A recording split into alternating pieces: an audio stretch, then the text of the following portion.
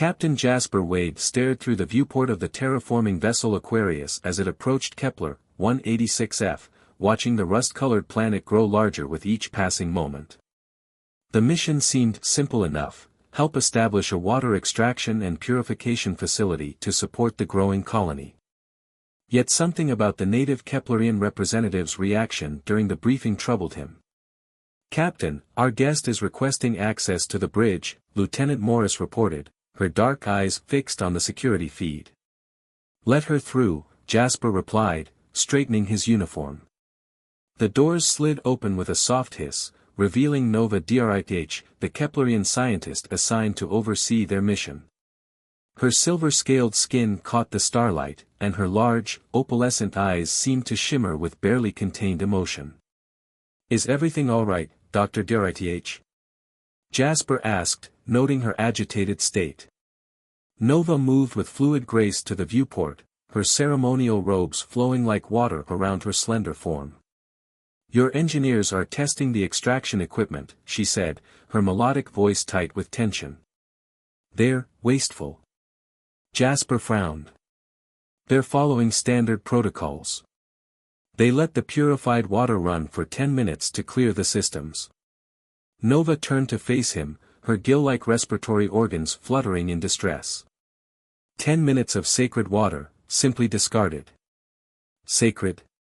Lieutenant Morris exchanged a puzzled look with Jasper. "It's just water for calibration." Nova's scaled skin flushed a deeper silver, a sign of strong emotion among her people. "Just water. Every drop contains the essence of life itself. On our world, such waste would be..." She struggled to find the words. "Criminal.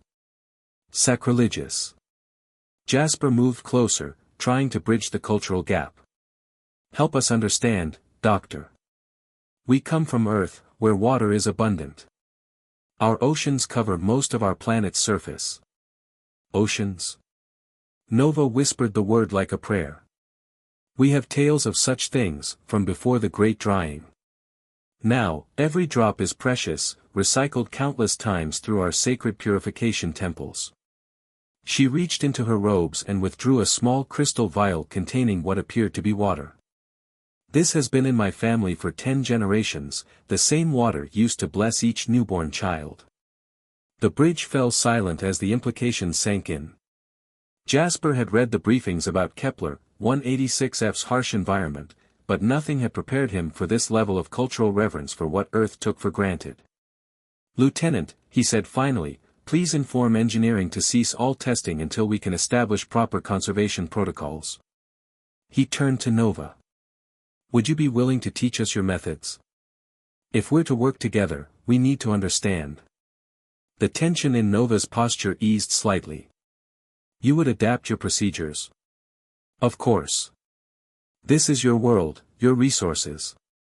We're here to help, not impose our ways." Nova studied him for a long moment, her opalescent eyes seeming to peer into his soul. Finally, she nodded. "Then perhaps you should see how we honor water's sacred nature. Would you join me in a blessing ceremony?" The request took Jasper by surprise. "I would be honored." What followed was unlike anything in Jasper's experience. Nova led him to her quarters, where she had established a small shrine. The air was thick with strange, sweet-smelling incense, and crystalline structures caught and refracted the light in mesmerizing patterns. "These crystals," Nova explained, "are grown from the tears of our people, shed in gratitude for water's blessing." She gestured for Jasper to kneel beside her. "When we share water, we share life itself." She opened her crystal vial with infinite care, using a tiny dropper to place a single drop of water on Jasper's palm. The liquid seemed to glow with an inner light, and when Jasper moved to touch it, Nova caught his hand. "Wait," she said softly. "Feel its presence first. Every molecule has passed through countless beings, carried their hopes, their dreams, their very essence." Jasper stared at the droplet, trying to see it through Nova's eyes. In that moment, something shifted in his perception. The water wasn't just H2O anymore, it was history, culture, life itself held in perfect suspension. Now, Nova whispered, let it become part of you. Jasper brought the drop to his lips, and as it touched his tongue, he felt a strange tingling sensation spread through his body. The water tasted like nothing he'd ever experienced, sweet, ancient, alive with possibility. What you feel, Nova said, watching his reaction, is the connection. Water binds all living things, carries memories through generations. She touched his hand gently. Now you understand why we can't waste even a drop. The ceremony changed something fundamental in Jasper's worldview. As they returned to the bridge, he saw his mission with new eyes. This wasn't just about establishing infrastructure, it was about bridging two radically different perspectives on one of life's most basic elements. Lieutenant Morris, he called out as they entered, send a message to Earth Command. We need to completely revise our approach. He glanced at Nova, who gave him a small, approving smile. And get me engineering. We're going to learn how to treat water with the respect it deserves. As the Aquarius settled into orbit around Kepler 186f, Jasper found himself standing at a crossroads between Earth's abundance and Kepler's reverence. The real challenge wasn't technical, it was finding a way to merge these two worldviews into something new, something better. Nova stepped closer, her presence somehow both alien and comforting. You begin to see with new eyes, Captain Wade. Yes, he agreed, watching the rust-colored planet below. Though I suspect this is just the first drop in an ocean of understanding we need to achieve. An ocean, Nova repeated the word with wonder. Perhaps together, we can make such dreams real again. The first signs of trouble came during the initial landing party's descent to Kepler 186f's surface. Captain Wade watched from the shuttle's viewport as the rust-colored landscape rushed up to meet them, his mind still processing the water blessing ceremony from the day before. Beside him, Nova Drith tensed as she spotted the massive water purification units being deployed from the cargo bay. Those units, she said, her melodic voice carrying a note of concern, they're much larger than what we discussed. Lieutenant Morris, manning the shuttle's controls, glanced back. Standard Earth design, meant to process thousands of gallons per hour. Nova's scaled skin rippled with distress. Thousands of, per hour. She turned to Jasper, her opalescent eyes wide. Captain, that's more water than our largest temple processes in a month. Before Jasper could respond, the shuttle touched down near the designated construction site. Through the swirling red dust, he could see the Colonial Advance team had already begun foundation work for the facility. What caught his attention, however, was the group of Keplerian elders waiting nearby, their ceremonial robes whipping in the wind. I wasn't expecting a welcoming committee, Jasper murmured to Nova. They're not here to welcome, she replied grimly. They're here to protect. The moment they stepped out of the shuttle, Jasper felt the tension in the air. The Keplerian elders stood in a semicircle, their scaled skin shimmering with various shades of silver and blue, a sign of strong emotion, he'd learned. Their leader, an ancient-looking being named Vorkath, stepped forward. Dr. Drith, the elder's voice carried both authority and disappointment, you assured us the Earth-dwellers understood our ways. Nova bowed deeply. Elder, they are learning. Captain Wade has shown great respect. Respect? Vorkath gestured at the purification units being unloaded. Their machines would draw more water in a day than our people use in a cycle of moons. This is not respect, this is desecration. Jasper stepped forward, careful to maintain a respectful distance. Elder Vorkath, if I may. We're here to help your colony grow, to provide sustainable water access. Sustainable? Another elder, her scales a deep azure, cut in. You speak of water as if it were mere resource, not the lifeblood of our world. The situation was deteriorating rapidly. Jasper could see his engineering team growing restless, while the Keplerian elders' agitation was causing their scales to pulse with increasingly intense colors. He needed to find a way to bridge this divide before it became unbridgeable. Show them, Nova suddenly said, touching his arm. Show them what you learned. Understanding dawned. Jasper reached into his pocket and withdrew the small crystal vial Nova had given him after the blessing ceremony. The elders' reaction was immediate, their scales shifted to a soft, pearl-like hue of surprise. Nova performed the water blessing with me, Jasper explained, holding the vial carefully. She helped me understand that water isn't just a resource, it's a bridge between generations, a carrier of memory and life itself. He stepped closer to Vorkath, offering the vial. We can adapt our methods. Teach us your ways of water preservation, and we'll modify our technology to honor them. The elder took the vial, examining it closely. You carried blessed water? Yes. And I felt its significance. Jasper gestured to the purification units. Those machines represent Earth's way, efficient but perhaps too focused on quantity over quality. Help us find a balance between our methods and your wisdom. Vorkath was silent for a long moment, sharing unspoken communication with the other elders through subtle changes in their scale coloration. Finally, he turned to Nova. You believe this is possible? I do, Elder, she replied. Captain Wade's people have much to learn, but they also have much to teach. Perhaps this is why the sacred waters brought us together. What followed was an extraordinary fusion of Earth technology and Keplerian tradition. Over the next several days, Jasper's engineers worked alongside Keplerian water priests, modifying the purification units to incorporate their crystalline filtration methods.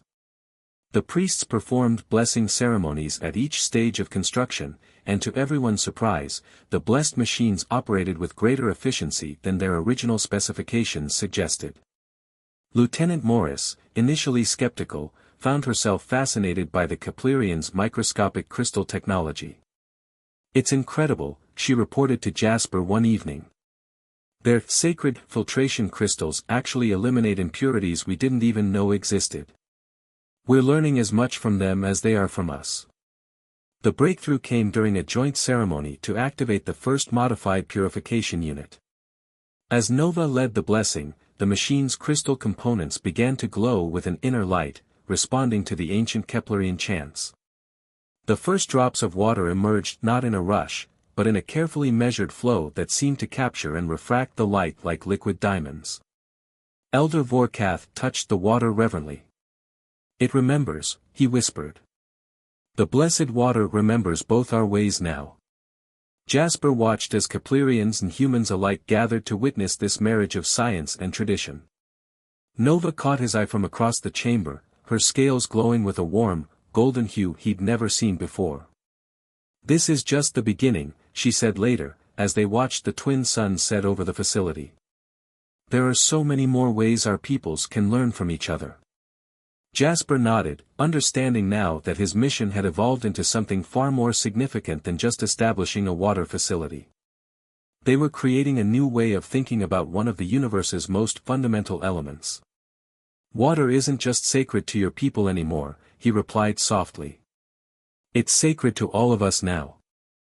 The discovery happened by accident. 3 weeks into the water facility's operation, Lieutenant Morris detected an unusual energy signature while calibrating the new crystal-enhanced sensors. The reading came from deep beneath the facility, far below the known water table. It's like nothing we've seen before, she explained, showing the data to Captain Wade and Nova. The holographic display pulsed with complex patterns that seemed to shift and flow like water itself. But it's definitely artificial. Nova's scales flickered with recognition. The ancient texts speak of a time before the Great Drying, when our world had oceans like Earth.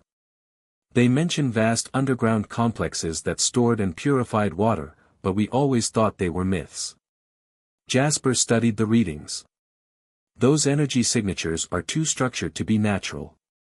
Whatever's down there, it's still active after all this time.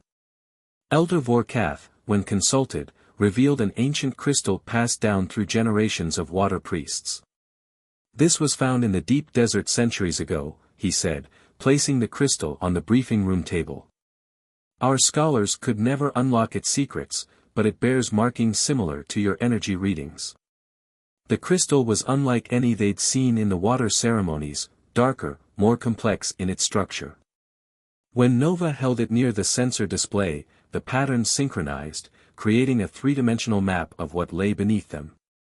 "It's a key," Nova breathed, her scales shimmering with excitement. "Our ancestors left us a map to their technology." The expedition to explore the underground complex was assembled carefully, combining Earth's advanced excavation technology with Keplerian water-sensing abilities. Jasper led the team personally, with Nova and Lieutenant Morris accompanying him.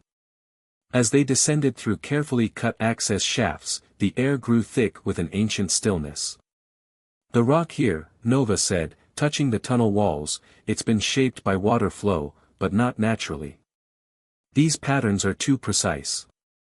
2 kilometers down, they found the first door, a massive barrier of what appeared to be living crystal, responding to their presence with a faint luminescence. Nova approached it reverently, holding the ancient crystal key. "Wait," Jasper cautioned, but she had already placed the crystal into a matching recession in the door's surface. The barrier came alive with light, patterns racing across its surface like lightning through water. Then, silently, it dissolved, revealing a vast chamber that took their breath away. "By all the sacred waters," Nova whispered. The chamber stretched beyond their light's reach, filled with towering crystalline structures that hummed with dormant energy. At its center, a column of pure water hung suspended in mid-air, defying gravity. Lieutenant Morris's instruments went wild.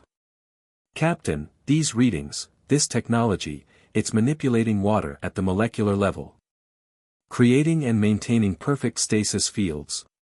The energy efficiency is off the charts."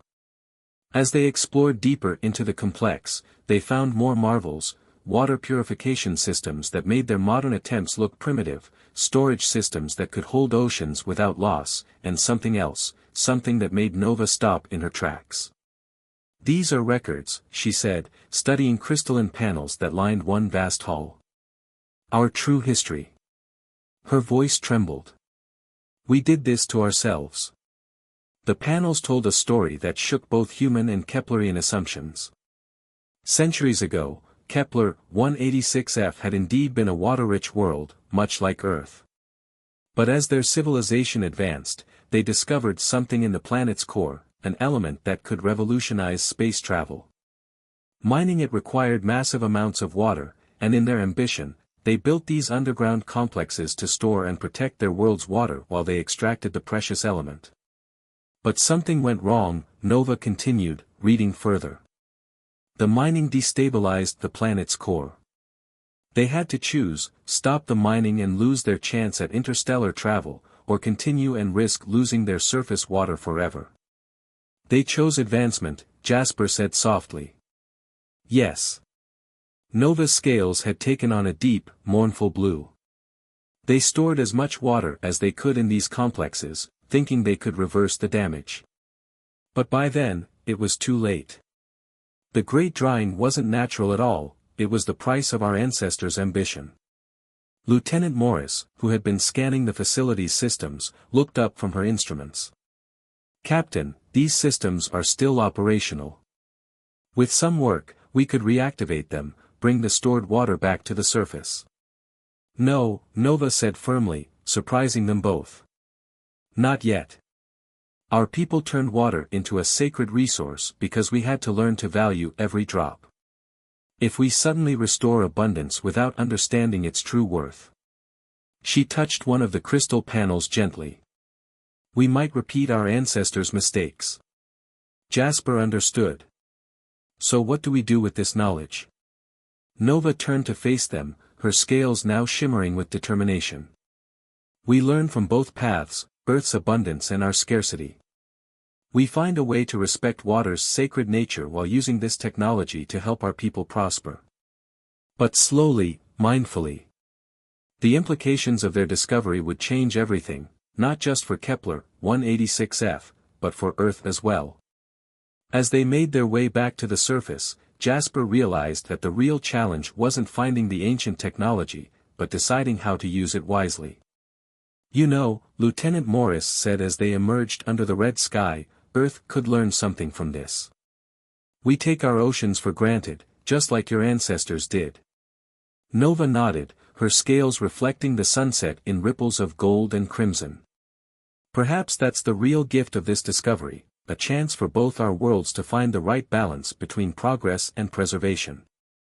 The ancient complex below held enough secrets to keep scientists and scholars busy for generations. But its most important lesson was already clear: the true value of water lay not in its abundance or scarcity, but in how it connected all living things across time and space. News of the ancient complex's discovery spread through both human and Keplerian communities like ripples in a still pond. Captain Wade found himself at the center of a growing storm as delegations from Earth and various Keplerian councils arrived to assess the situation. The once quiet terraforming mission had become a diplomatic flashpoint. "Earth Command wants immediate access to the ancient technology," Lieutenant Morris reported during a private briefing. "They're particularly interested in the molecular stasis fields. The applications for long-range space travel alone. And risk repeating the mistakes of our ancestors." Nova interrupted, her scales flickering with concern. She had entered silently, a habit that still startled Jasper. "The technology below is not just a scientific discovery, it's a warning." The situation grew more complex when Director Warren Pierce arrived from Earth's colonial administration. A tall, imposing figure with steel-gray hair and calculated movements, Pierce represented everything Nova had come to both admire and fear about humans: their drive, their ambition, and their sometimes ruthless efficiency. "Captain Wade," Pierce addressed Jasper during their first meeting, deliberately ignoring Nova's presence, "your discovery could revolutionize water management across a dozen colonies. We need to begin full-scale research immediately." Jasper felt Nova tense beside him.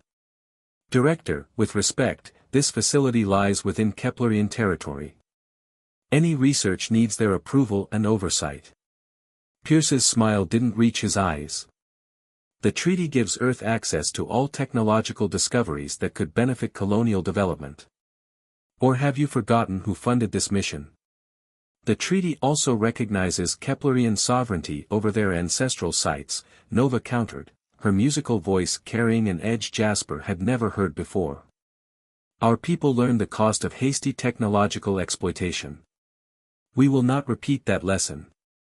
The meeting devolved into a tense debate about rights, responsibilities, and the balance between progress and preservation. Through it all, Jasper observed how the humans and Keplerians unconsciously revealed their cultural differences. Earth's representatives spoke of efficiency and opportunity, while the Keplerians emphasized harmony and responsibility. Later that evening, Jasper found Nova in the facility's ceremony room, performing a water blessing. He waited until she finished before speaking. "There might be a way to satisfy both sides," he suggested. "A joint research initiative, governed by both Earth and Keplerian protocols." Nova's scales rippled thoughtfully. "The ancient complex holds more than just technology, Jasper. It holds truth, about our past, our mistakes, our journey to understanding water's sacred nature. If we rush to exploit its secrets, then we guide the research," Jasper said, moving closer. "Your people's reverence for water isn't just tradition, it's wisdom learned from catastrophic loss. Earth needs that perspective." Their conversation was interrupted by an urgent call from Lieutenant Morris. "Captain, Director Pierce's team, they're attempting to access the complex without authorization."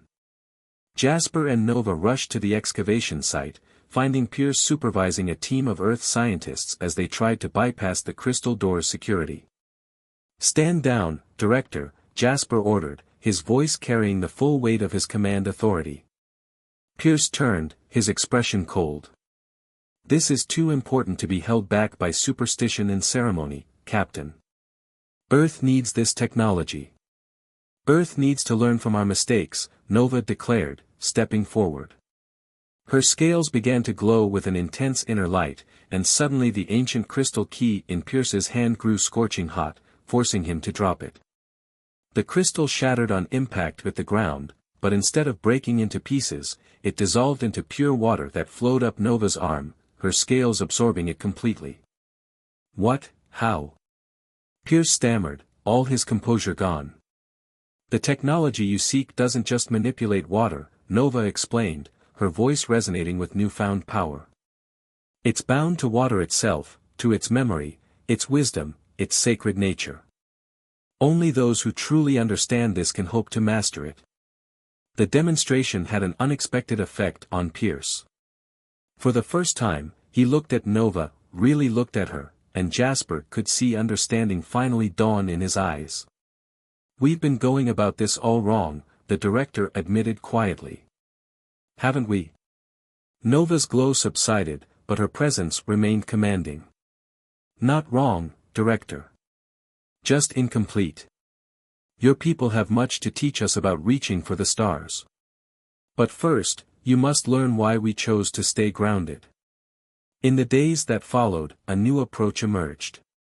The research would proceed, but under strict protocols that merged Earth's scientific rigor with Keplerian spiritual wisdom.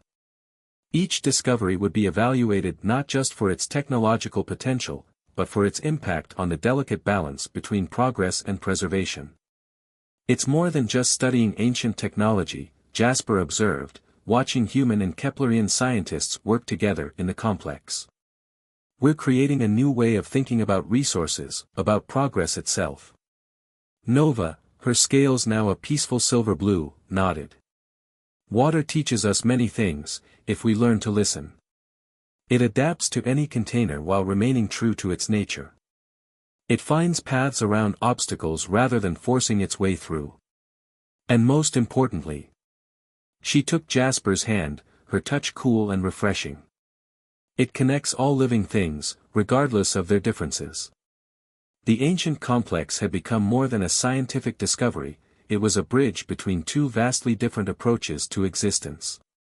As Earth learned the value of reverence and restraint, the Keplerians began to see how their sacred wisdom could help guide technological progress rather than oppose it. 1 year after the discovery of the ancient complex, Kepler 186f began to change.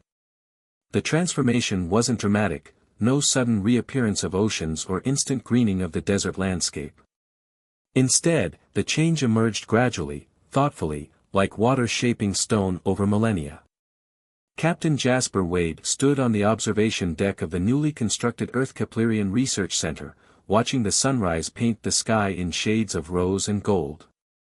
The facility's crystalline spires, designed using principles from both cultures, caught the light and scattered it in mesmerizing patterns. "Thinking deep thoughts." Nova's musical voice carried a hint of amusement as she joined him. Her scales shimmered with contentment, reflecting the morning light. "Remembering how this all started," he replied, turning to face her. 1 year ago, we thought we were just building a water processing facility." Nova's expression softened. "Instead, we built something far more precious, understanding." The research center had become a symbol of what was possible when two cultures worked in harmony. Below them, human scientists worked alongside Keplerian water priests, studying the ancient technology while respecting its sacred nature. Each discovery was evaluated through both lenses, scientific potential and spiritual wisdom. Lieutenant Morris, now Chief of Joint Operations, approached with her daily report. "The first test of the modified stasis field was successful," she announced, her dark eyes bright with excitement. "We've managed to reduce water loss in transport by 98%, and the blessing ceremonies actually improve the field stability. Earth's other colonies are already requesting the technology," Jasper noted. "But this time, they're also asking for Keplerian priests to teach them the proper protocols." Nova nodded approvingly. "And our people have begun to see that technology need not be our enemy. The ancient complex wasn't just a warning about the dangers of unchecked progress, it was also a gift, showing us how to move forward wisely."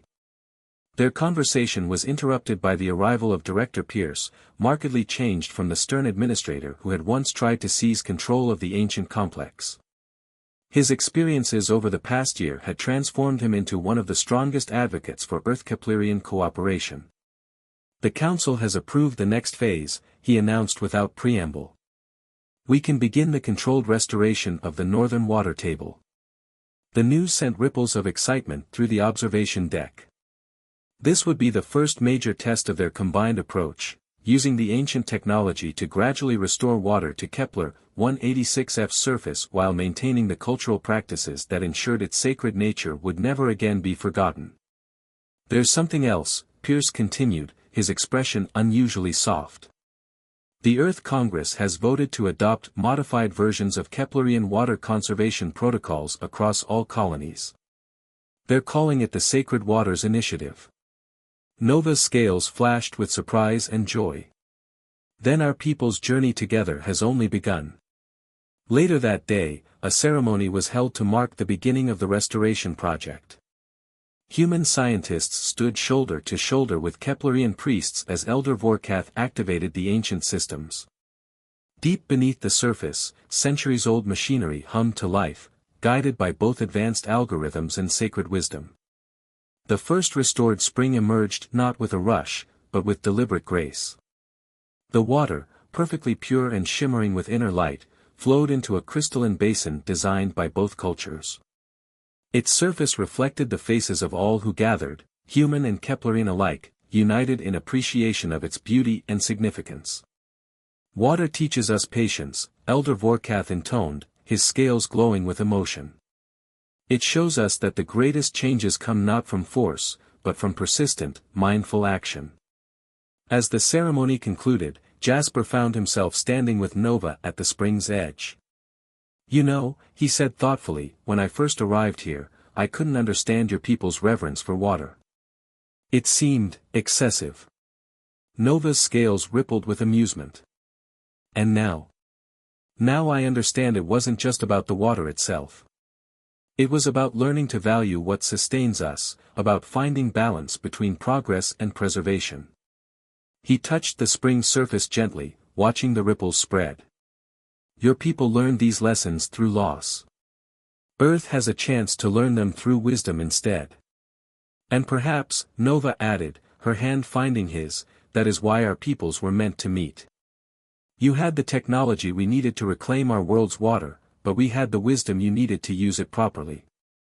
As the twin suns set on Kepler 186f, the spring continued its steady flow, a testament to what was possible when different cultures came together in understanding and respect.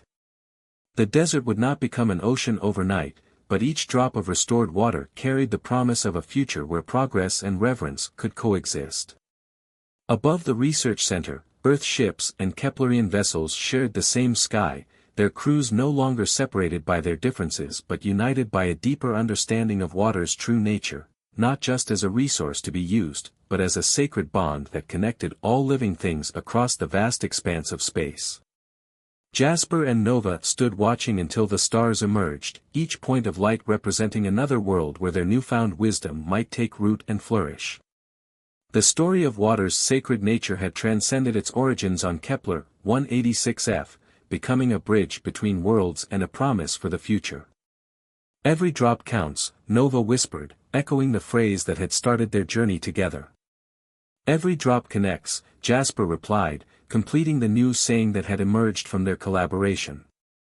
Together, they watched the spring's water catch the starlight, each ripple carrying the combined hopes of two peoples who had learned to see the universe through each other's eyes.